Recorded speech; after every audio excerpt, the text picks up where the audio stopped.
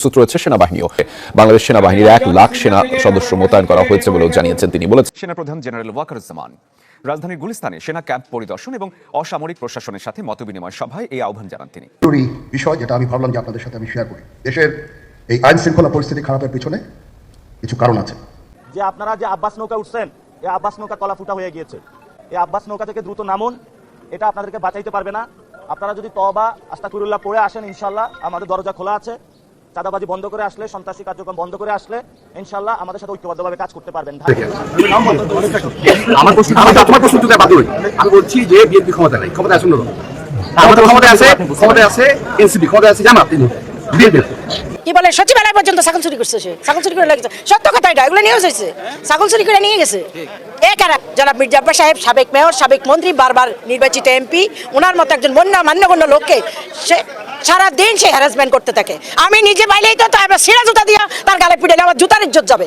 নাসিরউদ্দিন পাটোয়ারি এবং মির্জা আব্বাস পাল্টাপাল্টি বক্তব্য, এবং এই বক্তব্যের জেরে এবার সেনাপ্রধান জেনারেল ওয়াকারুজ্জামান তিনি মুখ খুলেছেন এবং এই দুইজনকে পুরোপুরি হুঁশিয়ারি দিয়েছেন।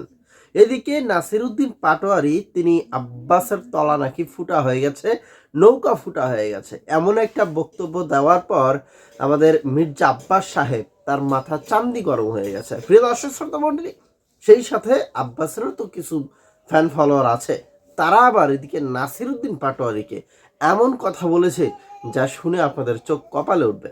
যাই হোক, এই সম্পূর্ণ ভিডিওটি থাকছে আপনাদের জন্য, এবং সেই সাথে সেনাপ্রধান জেনারেল ওয়াকারুজ্জামান তিনি কি বলছে চলেন আমরা বিস্তারিত ভিডিও স্ক্রিনে দেখে আসি। আশা করছি পুরো ভিডিও জুড়ে আমাদের সাথে থাকবেন।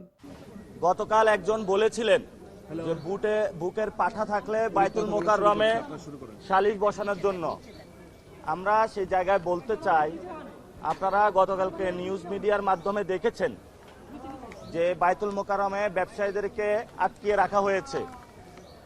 এখন আপনি বলবেন যে শালিশ বসান এবং বিচারটা হলো আমার পক্ষে দিতে হবে, জোর করে আপনি বিচার নিয়ে যাবেন। তা আপনি যে গতকালকে বাইতুল মোকাররমে এইভাবে ব্যবসায়ীদেরকে বন্দি করে রাখলেন, এটা কোন সভ্য সমাজের উদাহরণ? 2 নম্বর বিষয়, গণ অভ্যুত্থানের পরে অনেক মানুষ বাইতুল মোকাররমের যে নিচতলা স্বর্ণের দোকানগুলা স্বর্ণ চুরি করতে এসেছিল। এই স্বর্ণ চুরি যারা করতে এসেছিল তারা কারা, এটা প্রশাসনকে সিসি ক্যামেরা চেক করে আইডেন্টিফাই করার জন্য আমরা আবেদন জানাচ্ছি। আরেকটি বিষয় যে বিষয়টি হলো সেটা হলো যে আপনারা জানেন বিএনপির যারা নির্যাতিত ছাত্রদল এবং যুবদলের যারা নির্যাতিত নেতাকর্মী, আমরা তাদের প্রতি একটি আহ্বান জানাবো। আহ্বানটা হলো যে আপনারা যে আব্বাস নৌকা উঠছেন, এই আব্বাস নৌকা তলা ফুটা হয়ে গিয়েছে। এই আব্বাস নৌকা থেকে দ্রুত নামুন, এটা আপনাদেরকে বাঁচাইতে পারবে না। আপনারা যদি তওবা আস্তাগফিরুল্লাহ পড়ে আসেন, ইনশাআল্লাহ আমাদের দরজা খোলা আছে। চাঁদাবাজি বন্ধ করে আসলে, সন্ত্রাসী কার্যক্রম বন্ধ করে আসলে ইনশাআল্লাহ আমাদের সাথে ঐক্যবদ্ধভাবে কাজ করতে পারবেন। ঢাকা 8-এ আমি সবাইকে নিয়ে কাজ করবো ইনশাআল্লাহ। আর হাবিবুল্লাহ বাহারে যারা আমার উপরে আক্রমণ করেছে, ওরা না বুঝে আক্রমণ করেছে, আমি তাদেরকে ক্ষমা করে দিলাম। অনেকে না আমাকে হ্যারাস করতেছে, আক্রমণ করতেছে, আমি তাদের প্রতি একটা সবিনয় অনুরোধ, আমি তোমাদের ভাই, তোমরা আমার ভাই, অনেকে আমার বাবার বয়সী, তো আমি আপনাদেরকে ক্ষমা করে দিলাম। আমরা একটি সুন্দর সম্প্রীতি সমাজ গড়তে চাই, যে সমাজে আমরা কোনো হানাহানি, অপরকে মারামারি এই কাজটা করবো না ইনশাআল্লাহ। গতকালকে এক বৃদ্ধ লোক বলেছিল যে মহল্লার ছেলে আব্বাস। মহল্লার ছেলে আব্বাস হলো, মহল্লাতে কি ছেলে একটাই আব্বাস, আর কেউ নাই? এজন্য আমরা বলবো যে মহল্লার আরো অনেক ভালো ছেলে আছে, আগামীতে ধানের শীষটা তাদের দিবেন, এইসব সন্ত্রাসীদেরকে আপনারা আর দিবেন না। আর আমি বলবো আমাকে শান্তিতে কাজ করতে দিন। আমি তারেক রহমানের কাছে অনুরোধ জানাবো, এমনি অনেক সন্ত্রাসী গডফাদার নিয়ে পকেটে নিয়ে হাঁটতেছেন, বিভিন্ন জায়গায় পরিচয় করিয়ে দিচ্ছেন। আমাকে যদি ঘাটান, আমি আপনার পুরো বাংলাদেশের গডফাদার যারা আছে, সন্ত্রাসী চাঁদাবাজ যাদেরকে নমিনেশন দিয়েছেন, আমি সবার আমলনামা ইনশাল্লাহ প্রকাশ করে দিব। অনেকেরই আমলনামা আমাদের কাছে আছে। আমি আর বেশি কথা বলবো না আব্বাস ভাই সম্পর্কে, ওনার প্রচুর আমলনামা আমার কাছে আসতেছে। আমি ওনাকে একটা সুযোগ দিয়েছিলাম যে উনি দ্রুত গতিতে সংশোধন হবেন, জনগণের টাকা জনগণের কাছে ফেরত দিবেন এবং এই যে বিভিন্ন যে পরিবহন সেক্টরে চাঁদাবাজিগুলো চলতেছে, আমার কাছে অনেকে মেসেজ পাঠিয়েছে, সায়দাবাদ টার্মিনালে কে চাঁদাবাজি করে?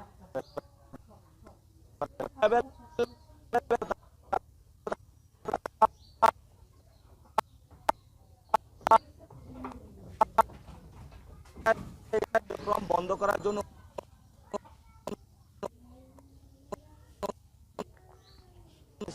গণ অভ্যুত্থানের পরে আমরা চাই না, আমরা একটি নতুন বাংলাদেশ চাই। আমরা আগামী 5 দিন হলো ভোটার যোগ করব, অর্থাৎ একদম ক্লোজ টু ভোটারের কাছে যাব এবং ভোটারদেরকে গিয়ে এটা বলবো যে আপনারা নির্ভয়ে ভোট দিতে যাবেন ভোট কেন্দ্রে, কেউ ভয় পাবেন না। জনগণ যদি একসাথে ভোট দিতে যায়, নতুন বাংলাদেশ ইনশাল্লাহ গঠন হবে, আপনাদের ভয় পাবার কোনো কারণ নাই। এবং আমরা সাংবাদিক মহলকে আহ্বান জানাবো, আপনারা কোনো কাট নিউজ প্রচার করবেন না। এটা যারা সাংবাদিকতা করে তাদের দোষ না, এটা হাউস থেকে বাধ্য করে। আমি এক সাংবাদিকের সাথে কথা হয়েছে, ভাই আমি তো অনেক কিছু পাঠিয়েছি, নেগেটিভ ভাবে নিউজ করেছে। মণ্ডলী আছেন, আপনাদের জ্ঞাতার্থে আমরা জানাতে চাই, 5 তারিখের পরে আপনারা অনেক সহনশীল আচরণ করেছেন, এখন আবার এই অসহনশীল আচরণ করছেন, এটা গণতন্ত্রের পথে বাধা। আমরা সবাইকে আহ্বান জানাবো, গণতন্ত্রের পথে আসুন, নতুন বাংলাদেশ গঠন করুন। সবার মধ্যে প্রতিযোগিতা হবে, জনগণ যাকে ভোট দিবে সে নির্বাচিত হবে। রায়টা আব্বাস ভাই আপনি হাতে তুলে দিবেন না, রায় জনগণকে হাতে দিন। জনগণ ভোট দিবে, আপনি গিয়ে সব ভোট দিবেন না। তুলে দিবেন কিভাবে?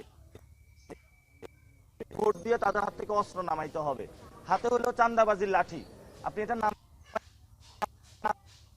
মানুষের সামনে যাতে হয়, চাঁদাবাজদের সাথে নির্বাচন করে নিজের মান ইজ্জত যাচ্ছে। এই জন্য হলো আমরা সব দলকে যারা লোকাল গভর্নমেন্টে যাদেরকে নমিনেশন দিবেন, আপনারা এক এক জায়গায় উকি মারে সন্ত্রাসী ভোটারদের ভয় দেখায়।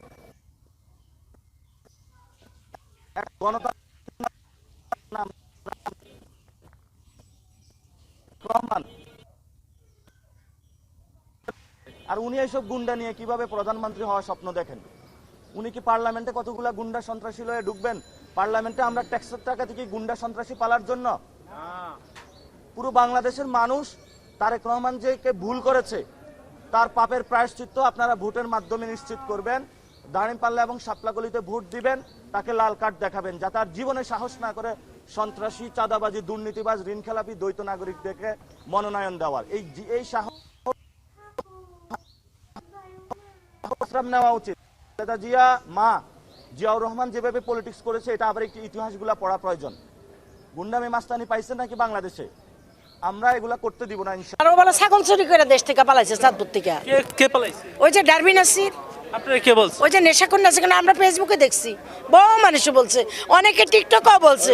তারপর আবার ওই যে ইয়েতে করছে, কি বলে, সচিবালয় পর্যন্ত ছাগল চুরি করছে, সে ছাগল চুরি করে লেগেছে। সত্য কথা এটা, এগুলো নিউজ হয়েছে, ছাগল চুরি করে নিয়ে গেছে। এ কারা? এ ডারবি নাসির। আজকে সে সবক দেয়, সে জননেতা, আমাদের যেটা জনাব মির্জা আব্বাস সাহেব, সাবেক মেয়র, সাবেক মন্ত্রী, বারবার নির্বাচিত এমপি, ওনার মতো একজন মান্যগণ্য লোককে সে সারাদিন সে হ্যারাসমেন্ট করতে থাকে। আমি নিজে পাইলেই তো ছিঁড়া জুতা দিয়া তার গালে পিড়াইলে আমার জুতার ইজ্জত যাবে।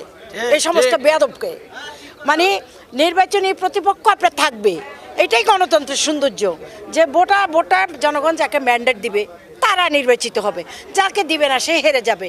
এটাই নিয়ম, এটাই লজিক। কিন্তু একজন এত সিনিয়র মাপের নেতা, লিডার, যে সারা জীবন লিড দিয়ে গেছেন, সে তার আসনে যাইয়া সে তাকে যা খুশি তাই বলতে চাঁদাবাজ।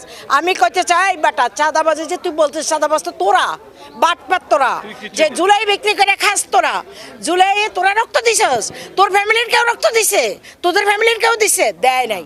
এদেশের আপমর জনতা, শ্রমিক জনতা, প্রত্যেকটা মানুষের রক্তের বিনিময়ে কিন্তু হাসিনা পালাইছে, এমনি হাসিনা পালাই নেই। তাহলে তোরা যে বলস জুলাই বিক্রি করে তোরা খাস, তোরা জায়গায় জায়গায় চাঁদাবাজি করছস, আজকে হাইরাইজ গাড়ি থেকে তোরা নামস, আমরা দেখে এই গাড়ি কে দিছে? তোরা কে রাজা বাদশার পোলা? তোদের থাকার জায়গা ছিল না, মাথার তলে স্যান্ডেল দিয়ে হাত দিয়ে ঘুমাইতি। তোরা আজকে বলস বিএনপি চাঁদাবাজি করছে। বিএনপি কোথায় চাঁদাবাজি করছে? চাঁদাবাজি তোরা করতেছিস জায়গায় জায়গায়, তোদের প্রমাণ আছে।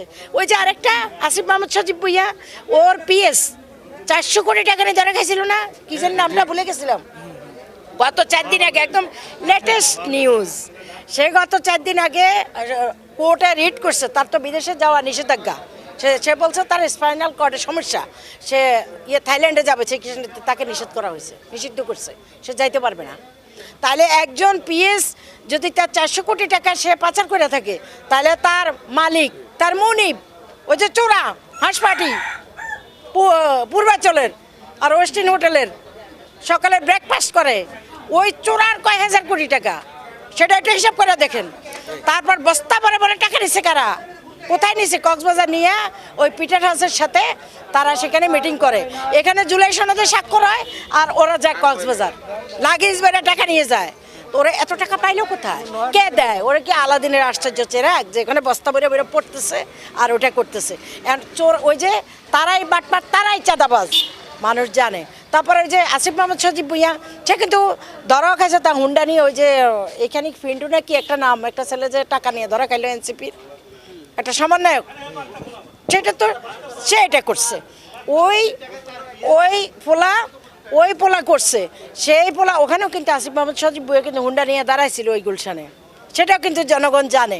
সুতরাং বাটপারি করবে তোমরা, চুরি করবে তোমরা, সরকারে আসো তোমরা যত, এমনকি বিএনপি সরকার ক্ষমতায় আছে, বিএনপি ক্ষমতায় কারা? এনসিপি আর বট বাহিনী। তো চুরি বাটপারি যা করে ওরা করে, তো এই জন্যে ওরা বড় বড় গলায় কথা বলে, কেন? ওদের তো লজ্জা শরম নাই, ওরা মনে করছে বিএনপির উপর ট্যাক্স দিলেই হয়ে যাবে। এই দেশের জনগণ জানে বিএনপি 17 বছরের উপরে ক্ষমতায় নাই, বিএনপির বাড়িঘর সব দখল করে নিছে, বিএনপির ব্যবসা বাণিজ্য সব ধ্বংস করছে, যেমন করছে নির্যাতন, খুন গুম, তেমন নির্যাতিত, বাড়িঘর থাকতে পারে না, ধান খেতে ঘুমাইছে। ওই তো টুপির অবমান বললাম তো, ওই যে এরা হলো বি টিম, জামাতের বি টিম, জামাত শিবিরের বি টিম হইলো এগুলো তাদের তো বাচ্চা, এরা তো ছাত্রলীগের লঙ্গির নিচে ছিল, এখন তারা বলতেছে তারা শিবির, ওরা তো ওখানেই ছিল। এখন টুপি মাথার মনে নাই খুনি আছে না কি করছিল 1996 সালে, হাতে তসবি নিছে, মাথায় পট্টি বাঁধছে, বলছে আমার মা নেই বাবা নেই, আমি একজন এতিম মানুষ, আমারে সবাই ভোট দেন, আমাকে একটা বারের জন্য নির্বাচিত করেন। এখন ওই ভণ্ডামিটা এখন আবার ওই যে এনসিপি ধরছে, বুঝতে পারছেন?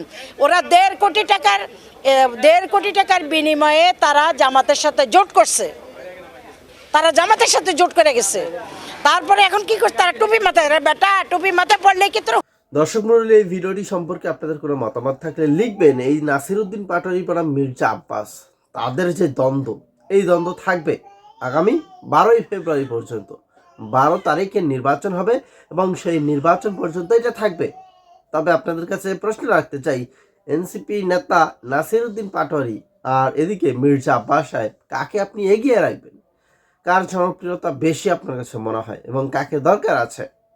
লিখবেন আপনাদের মতামতগুলো।